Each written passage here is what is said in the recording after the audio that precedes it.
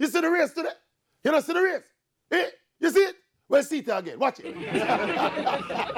Elanie Thompson-Herah sending out a reminder to her competitors and to the world, stopping the clock in her season's best 10.71, leaving the fastest woman alive, Shelly-Ann Fraser-Pryce, blessing Okagbari, Muriel Ahore, and company in her wake. And you know what I said?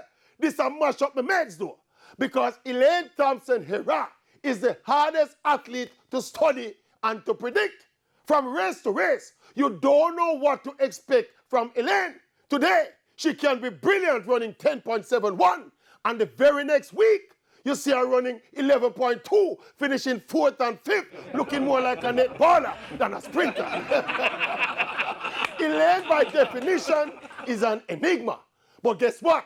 Elanie Thompson-Herah is still the defending Olympic sprint double champion, and she's still coached by the best sprint coach in the world, Stephen Francis. I mean, the 100 was originally looking like a showdown between Shelly and Sha'Carri, but Sha'Carri has been weeded out of the race.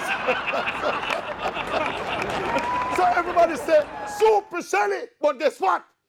Elanie draft a big tune for them. Yes.